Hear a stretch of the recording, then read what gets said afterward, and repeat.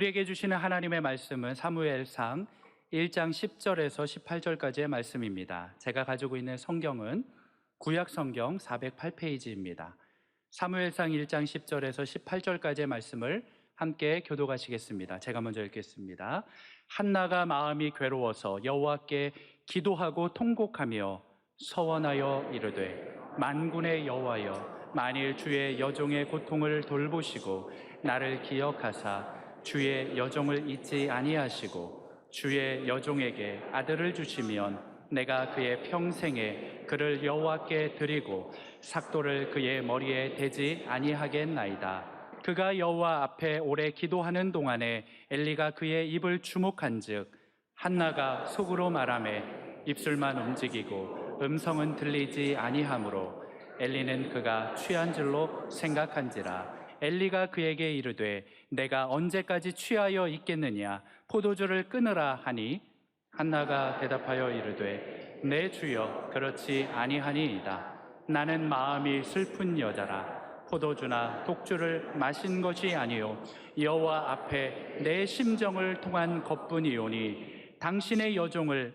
악한 여자로 여기지 마옵소서. 내가 지금까지 말한 것은 나의 원통함과 격분됨이 많기 때문이니이다 하는지라. 엘리가 대답하여 이르되, 평안히 가라. 이스라엘의 하나님이 내가 기도하여 구한 것을 허락하시기를 원하노라 하니. 18절 함께 읽겠습니다. 이르되, 당신의 여종이 당신께 은혜 입기를 원하나이다 하고 가서 먹고 얼굴에 다시는 근심빛이 없더라. 아멘. 할렐루야. 오늘 여러분 찬송하시는 거 보니까 내 영혼의 햇빛이 하나님, 누가 박수치라고 안 했는데도 박수치며 찬송하시고, 이렇게 사모하시는 모든 분들 한 분도 그냥 돌아가지 마시기를 바랍니다. 회복될 자 회복되게 하여 주시고, 치유받을 자 치유받게 하여 주시옵시고, 말씀을 통한 변화와 능력을 체험하는 실체의 현장이 되기를 바랍니다. 저는 스스로 물을 질문 중에 하나가, 나는 지금 이 2022년 오늘 이 순간 대한민국에서 내가 그리스도인으로 산다는 것은 과연 어떤 의미가 있는가? 오늘 지금 이 예배 본당 별관 꽉 차가지고 예배를 드리면서 하나님께 우리의 마음을 사모하는데, 여러분과 제가 오늘 2022년 5월 이 귀한 주일 5월 22일 날 이 순간 우리가 정말 그리스도인으로 산다는 것은 this and now 무슨 뜻인가? 한번 자문을 해보는 것이에요. 우리가 예수 믿고 구원받은 자로서 우리는 하나님의 자녀가 되기로 결심하는 그 순간, 지금까지 몸담고 있었던 사탄이 지배하던 세상에서 떠난 사람인 줄로 믿습니다. 여기 우리가 땅에 발을 딛고 살고 있지만 우리는 새로운 신분이 되었어요. 새로운 신분. 소위 사탄의 호적에서 우리 이름을 빼내가지고 천국 백성이 된 거예요. 천국 백성이 되고 난 다음에 특징은 뭐냐면, 우리는 땅에 살지만 땅의 법칙으로만 살지 아니하고 세상의 법칙으로만 살지 아니하고 우리는 천국 법칙, 하늘의 법칙으로 사는 하나님의 백성이 된 줄로 확신합니다. 이거예요. 특별히 이 근거는 뭐냐? 우리는 예수 그리스도를 인격적인 주님으로 받아들인 것입니다. 우리가 어느 날 성령님을 통하여 말씀을 통하여 깨닫고 보니 내 죄는 내 힘으로 해결할 수 없는데, 우리가 부족했지만 하나님이 우리를 찾아오셔가지고, 이 세상에는 모든 종교는 인간이 하나님을 찾는 것이지만 오늘 이 복음을 깨닫는 우리들은 하나님이 나를 찾아주셨다. 창조주 하나님이 죄인인 나를 위하여 나를 너무너무 사랑하셔가지고 나를 찾아오셔가지고 주님과 나의 인격성이 회복된 사람들은 그 은혜를 깨닫고 감사해서 땅의 법칙으로 살지 아니하고 하늘의 법칙으로 사는 하나님의 백성이 된 줄로 믿습니다. 이 땅에 살아가지만, 그러니까 우리는 오늘도 땅의 법칙으로 사는 사람과 하늘의 법칙으로 사는 사람의 차이가 무엇인지 오늘 이 순간 스스로 자문해 보는 것이에요. 나는 하나님의 백성으로 하나님의 법칙으로 오늘 이 순간을 어떻게 살아갈 수가 있을 것인가? 이건 커다란 숙제이자 사명이에요. 더더구나 모든 사람들은 일정한 시기를 살아오면서 삶의 모든 짐들과 아픔과 상처와 모든 기도 제목들을 다 갖고 있어요. 안 그런 사람 어디 있습니까? 더더구나 우리 민족은 전 세계 어느 민족에 비해서 대한민국 백성들은 수많은 어려움도 당하고, 여러분 지금 우리 이 봄의 이 실록의 아름다운 계절에 우리가 봄을 마냥 기뻐할 수 없는 이 봄의 상처들이 우리에게 있어요. 4월은 4.19가 있고 5월은 5.16이 있고 5.18이 있고 6월은 6.25가 있어요. 민족적 상처가 커요. 우리가 중국이나 또 일본으로부터 침략을 받아 고통도 많이 당했지만 6.25 같은 경우는 이 내란, 민족 분열, 우리 민족끼리 서로 분열된 이 아픔의 상처가 있는 것이, 이런 상황 가운데 우리는 하나님의 사람으로 땅의 법칙대로 살지 아니하고 하나님의 법칙대로, 하늘의 법칙대로 믿음의 사람으로 어떻게 살아갈 수 있을 것인가? 아니, 예수 그리스도를 인격적 주님으로 모신 사람들, 주님이 우리를 먼저 찾아주셨다고 그랬잖아요. 그 은혜를 깨닫는 사람으로 어떻게 살아가야 할 것인가? 여러분들이 잘 아시는 한나의 기도를 통하여 한나가 가진 상처가 어떻게 비전이 되었는지, 그것이 어떻게 생명의 기도의 제목으로 바뀌었는지, 그리고 한나 한 사람의 기도는 한나 한 사람의 기도가 아니라 이스라엘 민족 전체를 살릴 수 있는 그 이스라엘의 역사의 벽을 관통하는 은혜가 어떻게 있었는지, 우리가 좀 이렇게 시각을 전체적으로 주님이 주신 시각을 가지고 오늘 말씀을 통하여 오늘 이 자리에 떠날 때는 완전히 상처가 비전이 된 사람의 자세로 떠날 수 있도록 축복해 주시기를 소망합니다. 오늘 이 말씀의 배경은 사사시대입니다. 우리가 이 사사시대란 말은 각자 소견대로 혼란한 시대였습니다. 지금 우리 미디어 전쟁하고 있잖아요. 유튜브하고 뭐 어느 것이 진짜인지 어느 것이 진리인지 잘 모르는 시대가 되어갖고 이 미디어 때문에 혼란한 시대가 되었어요. 유튜브 다 믿으면 안 돼요. 우리가 분별하는 능력이 있어야 되는데 이 혼란한 시대, 그 당시 사사시대가 그랬어요. 사사시대의 특징은 뭐냐면 좀 악순환이 반복이 되는 거예요. 하나님의 백성들이 먼저 그냥 조금, 사람은 그렇잖아요. 좀 편안하면 하나님 안 믿잖아요. 하나님 안 믿고 범죄하니까 하나님은 하나님의 백성들을 그냥 그대로 놔둘 수가 없으니 그 범죄한 백성들을 이웃 나라를 통하여 치시기도 하시고 채찍질도 하시고, 그러니까 또 정신버쩍 차려가지고 회개하는 것이에요. 범죄하면 하나님께서 징계하시고, 징계하고 난 다음에 다시 회개하고, 회개하고 난 다음에 다시 회복되고, 그리고 좀 회복되어 어느 정도 있다가 그러면 회복될 때 하나님께서는 사사를 세우셔서 회복을 시키시고, 그런데 사람들이 회복되어 좀 시간이 지나면 또 하나님 잊어버리고 자기 마음대로 살고 자기 배 두드리고 그렇게 하다가 하나님 또 징계하시고 다시 또 회개하고 다시 회복하고, 그리고 또 하나님 또 새로운 사사를 주시고, 이런 일들이 어떻게 보면 악순환이 반복이 되고 있는 것이, 이게 350년이나 반복되는 이런 어두운 시대였어요. 그런데 우리가 지금 이렇게 평가를 할 수 있지만 어떻게 보면 전지적 시점에서, 성경 전체를 우리가 통시적 시점에서 우리가 사사시대에 대해서 평가를 하고 있지만, 그 당시 사사시대에 살았던 사람들의 입장에서는 그들의 삶의 현장에 들어가 보면 주변 국가에 반복되는 침략과 압제로 인해서 그들은 아주 참담함과 두려움과 좌절감이 컸어요. 우리가 생각하는 것보다도 더 깊은 고통의 시간이었어요. 그런데 이 암울한 시대 가운데서 하나님은 역사의 새로운 길을 여셨는데, 그 새로운 길을 여는 열쇠를 무슨 위대한 체제라든지 무슨 위대한 군대라든지 무슨 위대한 정치 역사, 정치 체제를 가지고 한 것이 아니고, 그 열쇠를 한 가정, 아니 한 사람의 기도를 통하여 그 역사를 풀어가셨던 것이에요. 오늘 본문에 등장하는 한나라는 여인이 바로 그 주인공이 되었습니다. 그 한나라는 한 여인의 기도와 그의 신앙의 자세를 가지고 그 모든 어려움의 담을 뛰어넘고 그 앞에 있는 벽을 관통하게 만들어 주셨습니다.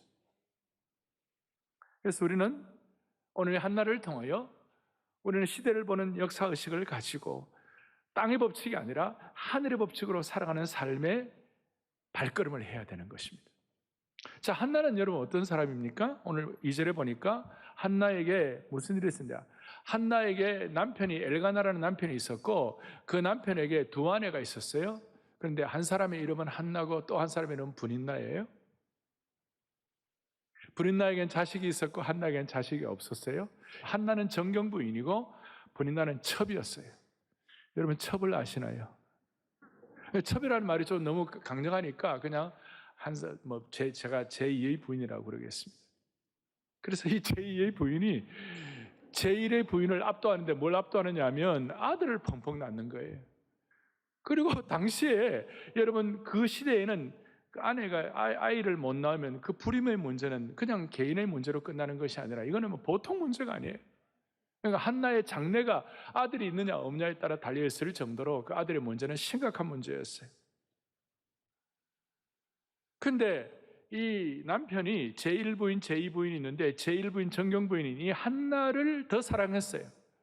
더 사랑해가지고 한나에게 그 사랑의 표현을 더 많이 하는 거예요. 그것도 브린나 앞에서 그렇게 하는 거예요. 제2부인 앞에서. 이 바보 어리버리번 간 거예요.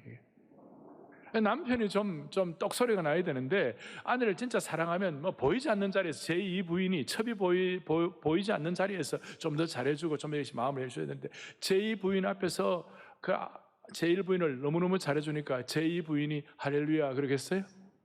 제2부인이 열이 이만큼 받쳐가지고 막 앞에 이제 한나를 막 조롱하고 아이도 못 낳는다고 그러고 막 그렇게 해요. 그러니까 오늘 본문에 나와 있어요. 6절에 뭐라고 나와 있냐면요, 그의 적수인 브린나가 그를 심히 격분하게 하여 괴롭게 하더라 이렇게 나와요. 원수들에는 원수가 없어요. 이 사무엘사인 기자가 성경 기자가 쓰기를 브린나는 한나의 원수였다, 적수였다. 그리고 그 적수 때문에 한나는 늘 심히 격동되고 마음이 괴롭고 고통이 컸다 이렇게 나와 있어요. 그리고 심지어 그것 때문에 먹지도 못하고 울면서 고통 가운데 밤에 잠을 못 자는 상황이 되었습니다. 이것이 오늘 본문의 배경이에요.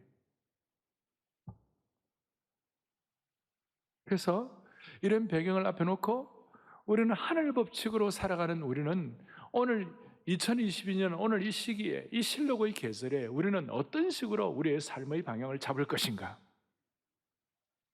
자, 한나가 마음이 너무 괴로워가지고 무슨 일이 벌어졌냐? 10절에 보세요. 10절 보니까 한나가 마음이 괴로워서 여호와께 뭐 했어요? 기도하고 그 다음 뭐 했어요? 통곡하고. 기도 보통 기도가 아니라 생명을 거는 기도, 통곡하는 기도, 자기를 전체를 다 바쳐서 하는 기도를 올려드리게 된 것이에요.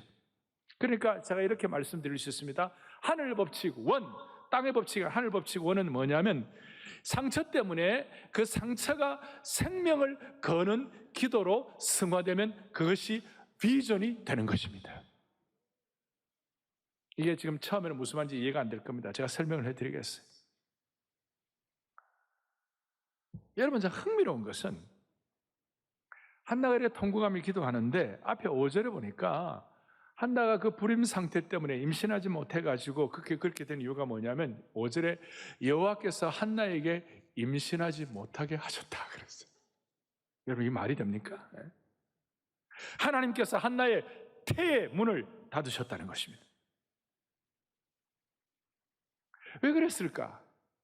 하나님이 무슨 한나에게 억할 심정이 있는 것도 아닌데 왜 그랬을까? 하나님의 큰 계획은 하나님께서 한나의 태의 문을 닫으셨을 때 그 이유는 그냥 너 고생해라, 너 통곡하라, 너 격분하라, 너 정말 고통당하라, 그게 하나님의 뜻이 아니고 한나가 다른 생각하지 아니하고 하나님 앞에 집중적으로 생명을 거는 기도의 자리로 나오기를 기대하셨기 때문에 그렇게 하신 것이에요. 여러분, 이게 우리가 기분이 나쁘든 좋든 우리가 이게 마음에 들든 안 들든 어쩔 수 없어요. 이게 하늘 법칙의 이것이 상황이에요. 이것이 우리로서는 너무 힘들지만 한나가 깊은 기도의 자리로 나오기를 원하셨기 때문에 하늘 법칙으로 이렇게 하셨다는 것이에요. 자, 오늘 이 한나의 불임 문제는, 한나는 아이를 낳지 못하는 불임 문제이지만 어떤 사람에게는 오늘 우리가 인생의 불임이 뭡니까? 어떤 사람은 그게 경제 문제일 수도 있고 남들은 다 잘 나가는데 나는 지지리도 안 되는 거예요. 어떤 사람은 그게 건강에 문제가 있을 수 있고, 어떤 사람은 암도 막 났는데 나는 암도 막 재발하는 거예요. 어떤 사람에게는 그게 자기 신념 체계, 이게 와장창 다 무너지는 거예요. 가족관계, 심지어 자기 명예가 다 날아갔다. 이게 인생의 불임이 될 수가 있는 것이에요.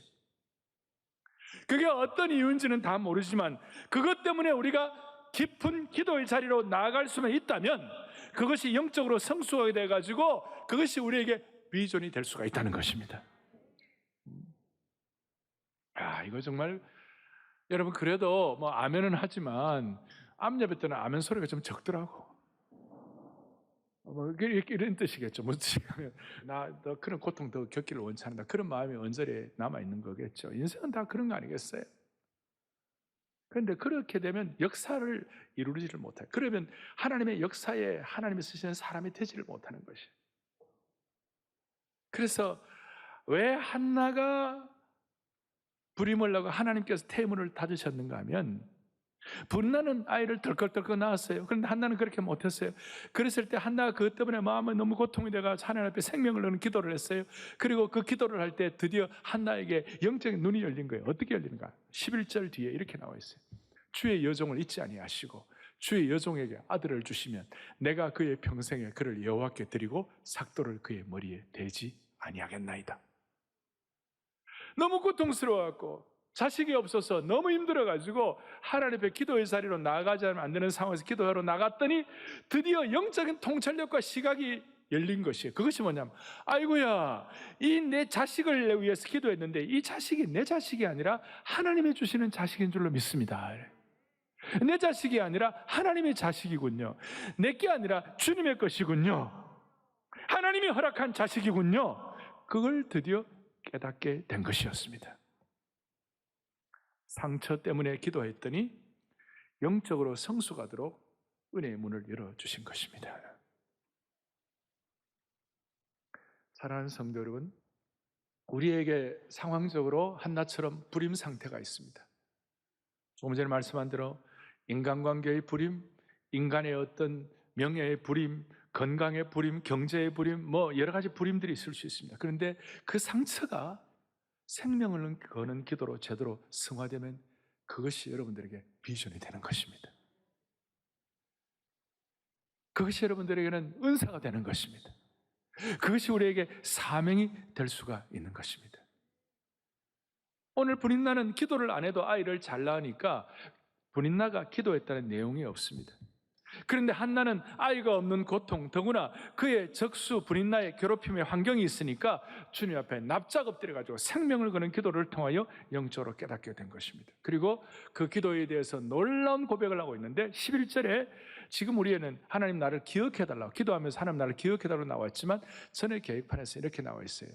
만군의 여호와여, 만일 주의 여종의 고통을 돌아보시고 나를 생각해 주십시오.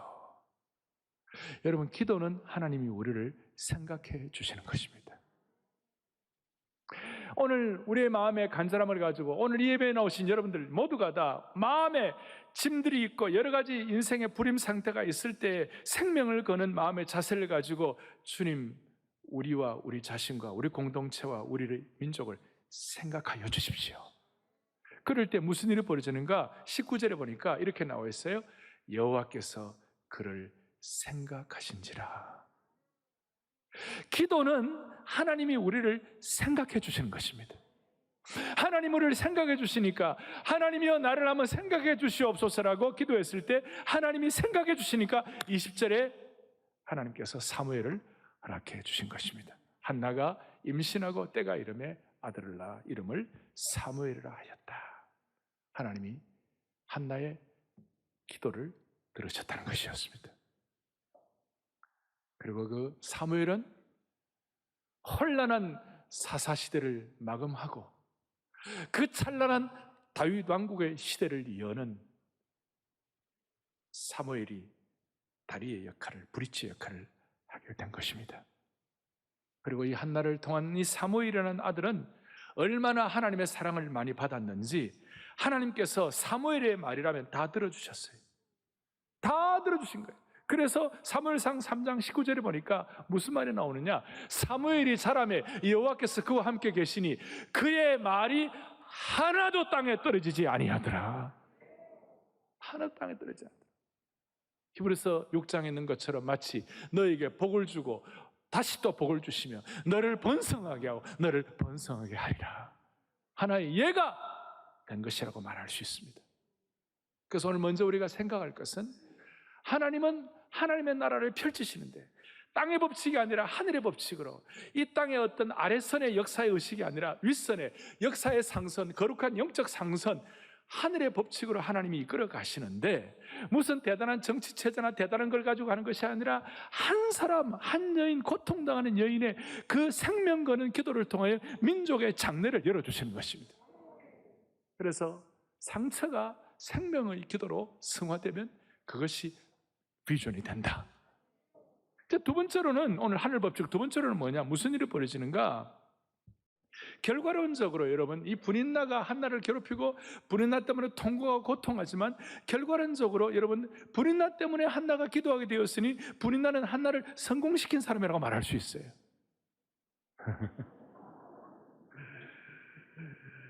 여러분 그래도 이 예배는 성숙한 사람들이 많아요.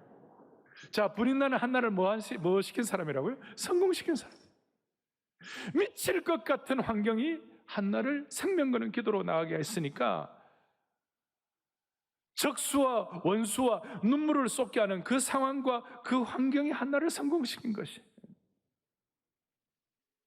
제가 이런 말씀드리면 아니 목사님 그러면 그 여인의 악행을 정당화시키는 겁니까? 네벌 그건 아니에요. 악행을 정당화시키는 겁니까? 라고 물어볼 수 있어요. 그러나 그건 땅의 법칙에 익숙해 있는 사람들의 질문이라고 말할 수 있어요. 그런데 하나님은 이 불인나의 악행과 이 어려움을 통하여 환경적인 어려움을 통하여 한나가 남편의 품보다 하나님의 집을 더 찾게 한 것입니다. 그리고 어떤 인간의 어떤 메어 달릴 만한 의뢰의 대상을 찾는 것이 아니라 하나님 앞에 마음을 집중하여 10절에 하나님께 나와가지고 하나님 앞에 기도하며 통곡한 것입니다. 그러니까 어려운 환경, 어려운 사람, 나를 괴롭힌 사람들이 하나님 앞에 나아가게 하고 주의 전에 나오게 한 것입니다. 여러분 지금 우리는 땅의 법칙이 아니라 하늘의 법칙으로 사는 사람들이 되었습니다. 아까 사탄의 호적을 파가지고 우리는 하나님 나라의 생명의 족보에 들어가게 된 것입니다. 여러분 세상 사람들이 볼 때는 땅의 법칙으로 사는 사람들 입장에서 볼 때는 오늘 이 자리에 이렇게 일찍 나와가지고 이렇게 주님 앞에 예배드리고 전력 투구하고 심지어 여러분들이 갖고 있는 땀과 눈물과 노력의 결정체 물질까지 주님 앞에 다 드리고 이거 세상 사람들 볼 때는 정신 나간 일이에요. 제가 지금 여러분들에게 어려운 환경과 어려운 사람들이 나를 성공시킨다 그러면 세상 사람들이 볼 때는 그건 아닌 거예요. 세상 사람들의 법칙은 뭐냐? 그 어려운 환경을 준 사람들에 대해서 내가 힘을 더 키우고 내가 더 그들을 박멸하고 그들을 어떻게 누르고 짓누르고 이렇게 해야 되는데 하나님의 법칙은 그게 아닌 거예요. 나를 어렵게 하는 사람, 나에게 고통을 주는 자가 나를 어렵게 하는 환경이 나를 성공시키는 것이에요. 여러분 기가 막힌 거 아니에요? 그래서 제가 정리를 했어요. 하늘 법칙은 나를 어렵게 하는 자가 나를 뭐예요? 성공시키고 나를 어렵게 하는 환경이 나를 뭐 하는 것이다? 성공시키는 것이다. 다윗 왕의 성공은 어떻게 보면 시편에 보면요 다윗은 너무 괴로워가지고 왜 괴로웠습니까? 사울 왕이라고 하는 왕이 자기 장인어른이 다윗을 죽이려고 특공대를 만들어가지고 너무 괴롭히니까 시편에 그 수많은 구절들이 다윗의 그 괴로움과 아픔과 상처와 고통을 주님 앞에 하소연한 내용들이에요. 그렇게 하소연하면서 그때마다 다윗의 믿음의 근육이 자라가지고 결국은 사울의 그 악랄한 공격이 다윗에게 만들어준 것이에요. 그 자체는 너무 괴로운 것이었어요. 요셉의 형들이 요셉을 팔아서 동생을 어떻게 팔 수 있습니까? 그 물 없는 고등에서 요셉은 통곡하면서 애굽으로 팔려갈 때 나중에 요셉이 고백합니다. 그 상황 자체가 자기가 너무 고통스럽고 괴로웠다고. 그러나 결과론적으로 보면 그 못된 형들이 요셉을 애굽으로 팔았기 때문에 요셉은 애굽의 총리가 된 것입니다. 그러니까 좀 과격하게 말하면 요셉의 형들은 요셉을 성공시킨 사람이에요. 말도 안 되는 내용이지만 결국은 요셉이 애굽의 총리가 되어서 그 시대를 그 당대의 모든 제국 산하에 식량이 없어가지고 굶주리는 사람들을 살리는 원동력이 된 것이 사람뿐만 아니라 환경도 마찬가지예요. 바울사도 고린도후서 11장에 보면 얼마나 고생을 많이 하는지 굶기를 밥 먹듯 하고 태장을 맞고 얻어맞고 돌멩이 맞고 파선하고 잠 못 자고 그런 환경들이 오늘 나의 나됨을 만들어 주셔가지고 나의 나된 것은 하나님의 은혜로다. 정말 기가 막힌 말씀이에요. 그래서 여러분, 오늘 한나의 이 가정 스토리를 한나의 것으로 끝난다고 생각하시면 안 되는 거예요. 하나님은 한나라는 한 여인의 기도를 통하여 하나님 나라를 펼쳐 가신 것이에요. 그리고 좀 더 들어가면 한나의 부림은 한나 개인의 부림이 아니라 열매 맺지 못하는 이스라엘의 모습이라고 말할 수 있는 것입니다. 한나의 스토리를 통하여 우리는 하나님께서 한나를 통하여 어떻게 이스라엘 민족 전체의 역사를 펼치시는가 그걸 알 수가 있는 것이. 우리 가운데 육신적으로 부림의 상황이 있는 분들이 있습니다. 내가 사업적으로 뭘 하려고 그러는데 도무지 열매가 없어요. 일하는 것마다 안 되는 거예요. 자영업 하는 분들, 또 자녀 교육하는 분들 아무리 노력해도 부림처럼 열매가 없는 분들이 있을 수 있어요. 자, 우리 오늘 마음에 각오를 해야 합니다. 이 귀한 예배 시간에 주님, 나는 땅의 법칙대로 살지 않겠습니다. 하늘의 법칙대로 주님을 의탁하겠습니다. 그리고 그것은 내 개인의 역사로 끝나는 것이 아니라 하나님 나라의 역사의 새로운 장을 여는 역할을 하게 하실 줄로 믿습니다. 그러니까 이런 은혜가 있으니까 우리는 원수가 우리의 왼뺨을 때리면 오른뺨을 왼뺨을 때리면 오른뺨을 내줄 수 있어요. 왜냐, 원수 같은 환경이 진짜 아프네. 그러니까 원수 같은 환경이 진짜 아파요. 진짜 아파요. 그걸 누가 괜찮다고 말할 수가 있겠어요?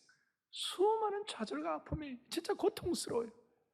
근데 그걸 여러분들이 생명 거는 기도로 원수 같은 사람들이 원수 같은 환경이 오늘 나를 성공시킨다고 하늘 법칙 2로 딱 정리를 하면 하나님이 반드시 길을 열어주시는 것이에요. 예를 들어 신앙 없는 남편 때문에 핍박을 받을 수 있습니다. 그 자체는 괴로운 일이에요. 안 당해보면 모르죠? 한나가 그 어려워가지고 마음의 원통함과 격분과 마음의 큰 슬픔이 있었다고 분명히 고백했어요. 그런데 여러분, 그 남편의 어려움 때문에 여러분들 아내의 기도가 생명 거는 기도가 돼가지고 하나님의 집에 와가지고 주님을 집중했다면 그것은 하나님이 여러분들을 영적으로 성공하게 하는 길을 열어주시는 것입니다. 이런 의미 때문에 하나님은 여러분들의 상처를 바로 치유할 수 있지만 어떨 때는 종종 그대로 주셔가지고 상처를 통하여 하나님의 집을 찾게 하시고 하나님께 더 집중하도록 만들어 주시는 겁니다. 오늘 우리가 여기에 깊이 살펴야 할 부분이 하나 있어요. 그것이 뭐냐면 우리가 생명을 거는 기도로 내 어려운 환경과 이걸 주님께 맡기게 되면 무슨 일이 벌어지는가? 마음의 깊은 하나의 하나님 도전을 하시는 그것이 뭐냐면 내가 원수와의 관계가 어떤가 이게 더 중요한 것이 아니라 결국 남는 것은 뭐냐면요, 내가 정말 하나님을 이 상황 가운데도 사랑하고 있는가? 원수와 나와의 문제가 아니라 하나님을 내가 이 상황에서도 더 사랑하고 있는가? 이것이 키라는 것이. 그래서 제가 이렇게 써놓았어요. 원수와 나와의 문제가 아니라 내가 정말 하나님을 사랑하고 있는가를 먼저 살펴야 한다는 것이. 계속 끝까지 여러분들을 누가 괴롭히면 마음에 딱 다짐하고 그 문제를 당장 해결하려고 그러지 말고 내가 주님과 나와의 관계에서 내가 주님을 얼마나 더 사랑하는가 이걸 먼저 살펴보는 영안을 여시기를 바라는 것이에요. 그럴 때 무슨 일이 일어나는가? 이 세상에서 제일 좋은 성경 구절 중에 하나가 모든 것이 합력하여 선을 이루는 것이에요. 그런데 모든 것이 합력하여 선을 이루는 건데 그냥 모든 것이 합력, all things, all together, for good, 이 모든 것이 합력하여 선을 이루는 그냥 되는 것이 아니고 로마서 8장 28절에 하나님을 알거니 우리가 알거니와 알거는 아는 거 하나가 확실히 있는데 하나님을 사랑하는 자, 하나님을 사랑하는 자, 내가 하나님을 사랑하는 것을 살펴보고 있는 그 자에게는 결국은 모든 것이 합력하여 선을 이루느니라.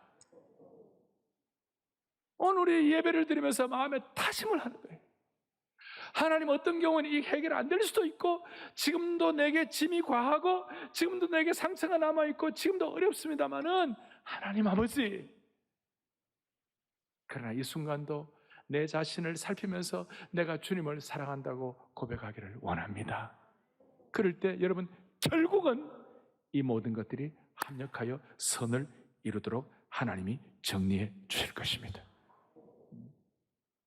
이게 땅의 법칙이 아니라 하늘의 법칙입니다. 이 역사의 아래선이 아니라 역사의 윗선, 상선에서 역사의 시각을 가지고 보는 것입니다. 그렇다면 그 결과가 무엇일까요? 하늘 법칙 3. 자, 하늘 법칙 1은 뭡니까? 상처가 생명 거는 기도가 되면 비전이 된다. 두 번째는 뭡니까? 원수 같은 상황과 사람이 오히려 나를 성공시킨다. 세 번째 하늘 법칙 3가 뭐냐면 성숙한 기도는 미래를 현재로 당겨오는 것입니다.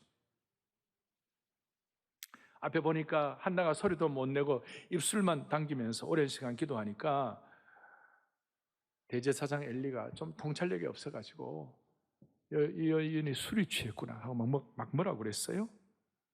14절에 언제까지 내가 취하여 있겠느냐, 포도주 끊으라 그랬어요. 마치 이것은 마치 뭔가 하면 좀 지도력이 없으면 마치 시린 이에, 한나의 시린 이에 식초를 뿌리는 일이에요. 그 받은 상처에 소금 뿌리는 일을 하고 있는 거예요. 자, 그럼 이런 말을 들으면 한나가 데모를 하는 거예요. 어떻게 아픈 여인에게 그런 말을 할 수 있습니까? 대제사장이 되어가지고 물러가라, 물러가라, 물러가라. 하늘의 법칙에 사는 사람은 그렇게 하잖아요. 그러면서 한나가 담담하게 나는 술 취한 것이 아닙니다. 나는 내 마음의 고통이 너무 심해가지고 하나님 앞에 이렇게 기도의 자리로 나오지 않을 수가 없었습니다. 그렇게 기도하고 있는 것입니다. 그러니까 이 대제사장 엘리가 오랜만에 올바른 소리를 했어요. 17절에 뭐라고 그랬냐? 평안히 가라. 이스라엘의 하나님이 너가 기도하여 구한 것을 허락하시기를 원하노라. 기가 막힌. 그렇게 축복을 하죠. God bless you 이렇게 축복을 하니까 오늘 요절이에요. 18절. 당신의 여종이 당신께 은혜를 가서 얼굴에 할렐루야. 가서 먹고 얼굴에 다시는 근심의 빛이 없었더라. 그 복잡하고 어렵고 원수 같고 적수 같고 고통과 통곡이 있었던 그 상황을 아주 심플하게 받아들인 것이에요. 아직 사무엘을 얻지도 못했어요.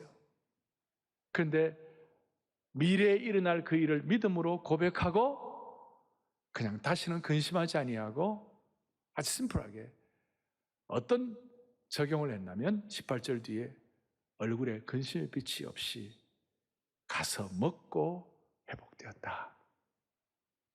여러분 마스크 끼고 있으니까 지금 회복된 줄 안 된 줄 제가 잘 모르겠어요. 그러나 여러분들의 얼굴에 근심의 빛이 물러가게 하여 주시기를 원합니다. 그리고 중요한 그 하나의 태도가 뭐냐? 다시 먹는 것이었습니다. 여러분 마음이 괴로우면 진수성찬을 차려줘도 밥맛이 없어요. 근데 마음에 기쁨이 넘치면 소박한 음식 된장찌개 하나 넣고서라도 맛있게 먹는 것이에요. 여러분 밥맛 없는 분들, 정말 아픈 분들 주님 앞에 메어 달리세요. 오늘 한나는 가서 맛있게 먹고 다시는 근심이 없다고 그랬사오니 하나님 나도 그렇게 해주십시오. 나도 그렇게 해주십시오. 말씀을 정리하겠습니다. 하나님은 한나를 통하여 어두운 시대에 새판 짜기를 했습니다. 암흑의 시대를 완전히 역전시킨 사람이 한나였고 역전시킨 도구가 한나의 기도였습니다. 한나의 인생은 한나로 끝나는 것이 아니라 사무엘을 통하여 역사의 어둠을 밝혀버렸습니다. 소위 역사의 새판 짜기를 한 것입니다. 하나님은 보잘것없는 한나를 통하여 하나님 나라의 새판 짜기를 하는 분이십니다. 바울은 이걸 깨닫고 바울은 고린도전서에 세상에 미련하고 가난하고 없는 자들을 통하여 강한 자들을 부끄럽게 하신다. 하나님은 세상에 미련한 자들을 택하셔서 하나님의 일을 하시는 것이다. 1절 2절에 한나는 에브람 산지 출신입니다. 무슨 예루살렘의 그 위대한 예루살렘의 똑똑한 지역 출신이 아니에요. 그냥 별 대단하지 않는 지역 출신이에요. 그런데 하나님은 그 한나를 통하여 역사를 일으켜 주신 것입니다.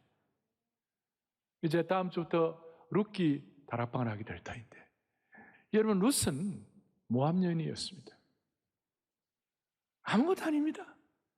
손가락질 받는 이방 여인이었습니다. 그를 통하여 하나님은 어두운 시대의 새판짜기를, 다윗 왕국을 여는 역할을 하게 된 것입니다. 대한민국도 마찬가지입니다. 대한민국 역사는 고난의 역사입니다. 상처의 역사입니다. 그런데 하나님이 은혜를 주셔가지고 지금 돌이켜보니까 전 세계에 1인당 선교사 파송 비율 세계 1위가 대한민국입니다. 어떻게 하다 보니 이렇게 된 것입니다. 우리가 수많은 어려움도 있고 문제도 있지만 하나님이 이 민족을, 교회를 통하여 다시 새롭게 해주시기를 바라는 것입니다.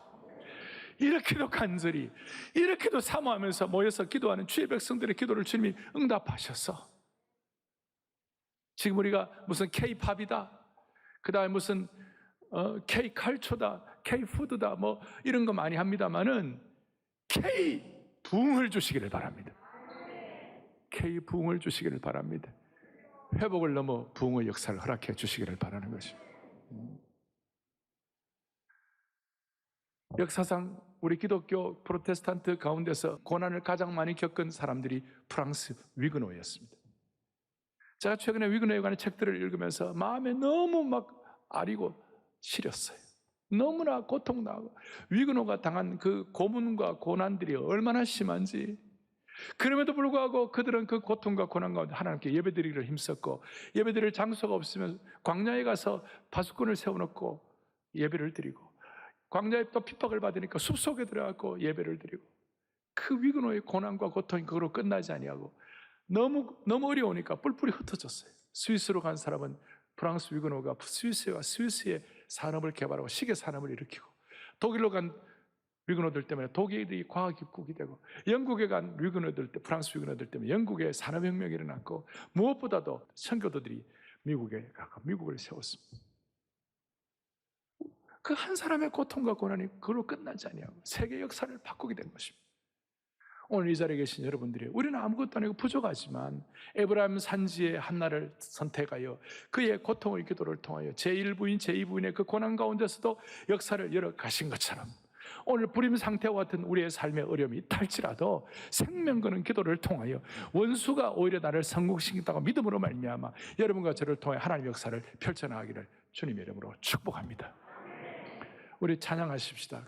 주 사랑 한없고 주 은혜 끝없네. 주님의 권능을 사람이 어찌할까. 이 자체가 찬양, 이 생명을 거는 기도로 승화시킬 때 하나님이 여기서 벌써 역사하실 거예요. 주 사랑 한없고 찬양하십시다. 주 사랑 주 은혜 끝없네. 주 권능을 사람이 어찌할까.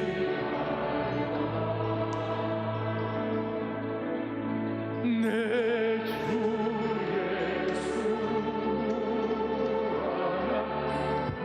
예수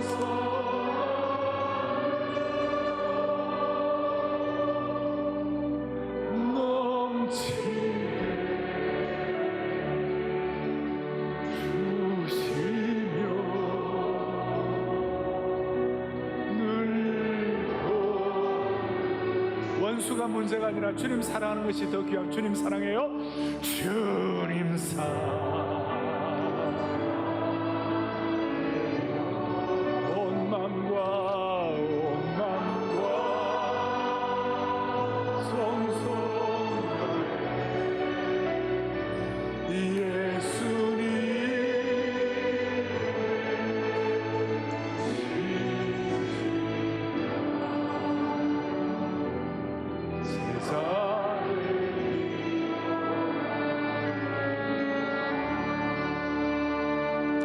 가슴에 손을 얹겠습니다. 우리의 진정성을 표현하는 것입니다. 주님, 우리의 기도를 들으시고 하나님께서 한나와 같이 시대를 새롭게 하는 하나님의 신실한 종으로 삼아 주실 것입니다. 하나님 아버지, 이 시간도 우리 성도들 가운데 한나와 같은 고통으로 잠을 이루지 못하고 인생의 불임으로 먹지 못하고 통곡과 한숨이 나오는 분들이 계시다면 주님 일으켜 세워 주옵소서. 고통의 문제를 기도의 자리로 갖고 나와가지고 주님께 집중할 때 주님께서 예비하신 새판짝의 은혜를 믿음의 눈으로 바라보게 하여 주시옵소서. 우리의 인생에 그 누구도 빼앗을 수 없는 그 기쁨들을 오늘 현생으로 기쁨으로 먹고 건강을 회복하여 믿음의 대장부로 주님 앞에 쓰임받게 하여 주시옵소서. 예수 그리스도 이름 받들어 간절히 기도 올리옵나이다.